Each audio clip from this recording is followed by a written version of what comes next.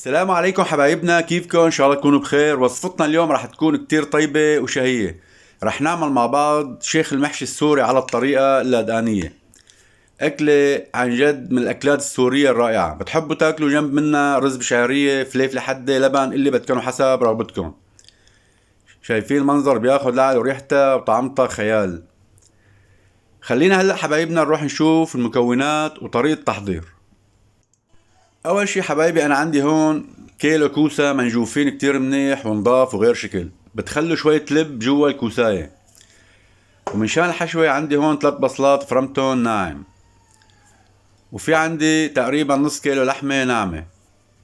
وفي عندي هون بهارات، نص معلقة صغيرة قرفة، وربع معلقة صغيرة فلفل اسود، ومعلقة صغيرة بهار سوري حلو، ومعلقة كبيرة مليانة ملح. هذه هي كل البهارات، وانتو اذا بدكم تضيفوا اي شيء تاني كله بقعد لكم حسب الرغبة. خلينا هلا نروح نشوف المرحلة اللي بعدها. عندي هون مقلة حطيتها على الغاز، وحطيت تقريبا نص كاسة كبيرة زيت نباتي مشان احمص البصل.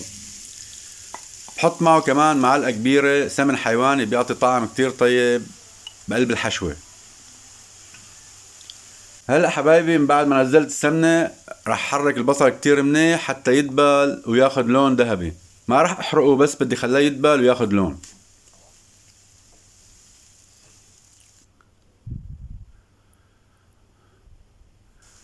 هلا مثل ما شايفين بعد ما دبل البصل واخد لون رح نزل اللحمة، وبحركهم كتير مع بعض حتى تستوي اللحمة نص استواء. بعدين رح نزل البهارات.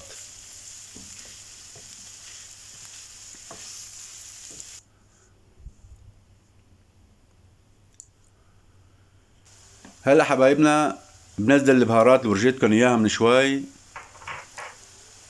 القرفة والفلفل الاسود والبهار السوري الحلو والملح.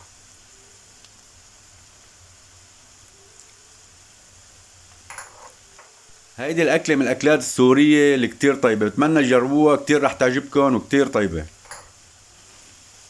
هلا حبايبي بحرك كل هالمكونات مع بعض حتى تنشف مية اللحمة وتستوي. لازم تنشفوا المي تبعت اللحمة مشان ما تزنخ معكم.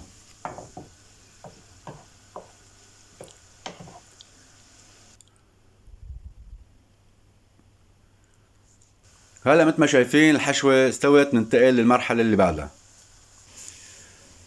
هلا رح احشي الكوسة. مثل ما شايفين تحشوا الكوسة بالطريقة اللي بتريحكم، بايدكم او بالمعلقة حسب رغبتكم.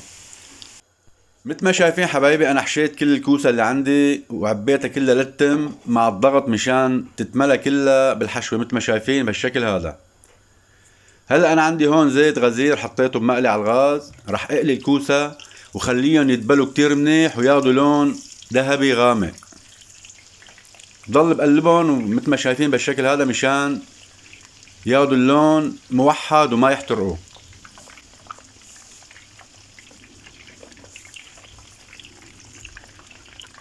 طريقة سهلة وطبخها كمان كتير سهل. هذا هو حبايبي اللون الكوسة. مثل ما شايفين هذا هو اللون المطلوب، دبلوا كتير منيح واخدوا اللون الذهبي الغامق. هلا بشيلهم وبحطهم على جنب. مثل ما شايفين ريحتهم عن جد كتير طيبة. بس في عنصر يعني ما مهم كتير وما موجود عندي وما حطيته بقلب الحشوة، هو صنوبر. فاعملوا مثلي حبايبنا واعملوا شيخ المحشي بدون صنوبر، راح تاخدوا طعم بياخد لعل وما راح يفرق معكم بالمرة. هلا بعد ما قليت كوسيات كلياتهم عندي هون طنجرة على الغاز. بحط فيها تقريبا لتر ونص مي من الحنفية.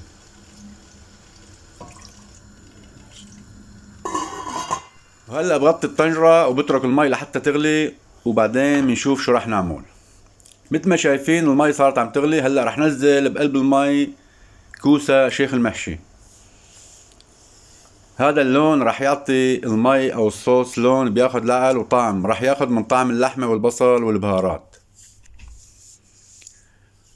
بننزلهم شوي شوي مشان ما يتشققوا معنا وتطلع الحشوة من قلب الكوساية. وراح احط كمان فوق منهم معلقة كبيرة سمن حيواني. بحاول حبايبي هيك غطسهم شوي لتحت مشان يتشربوا لجوا من المرقة او الصوص. هلا بغطي الطنجرة وبتركهم يغلوا اقل شي 20 دقيقة، ومنتقل معكم بعدين للمرحلة اللي بعد هاي، مرحلة التقديم، وراح ندوقهم كمان.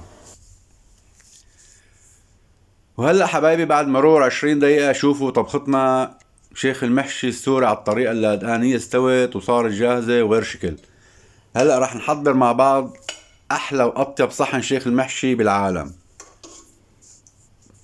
وانا عم بعمل شيخ المحشي عملت كمان رز بشعرية كمان مدردر بياخد لعل وكتير طيب.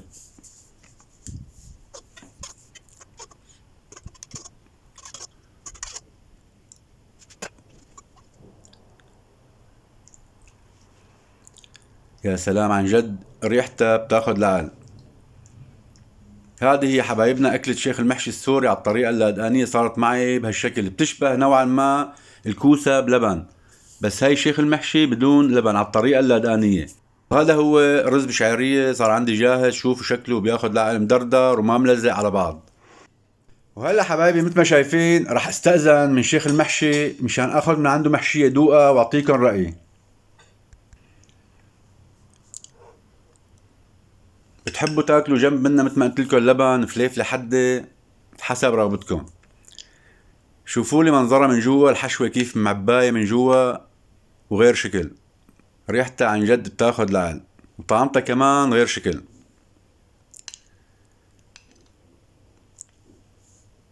بتمنى تجربوا هالطريقه مثل ما عملتها انا، كتير رح تحبوها. وهلا يا حبايب قلبي، من بعد ما دقت هالاكله الرائعه شيخ المحشي السوري على الطريقه اللادقانيه وصلت معكم لنهايه الوصفه اليوم. بتمنى اذا عجبتكم ما تنسوني من لايك والشير الفيديو والاشتراك بالقناه وتفعيل زر الجرس. كان معكم شيف جمال، وسلام.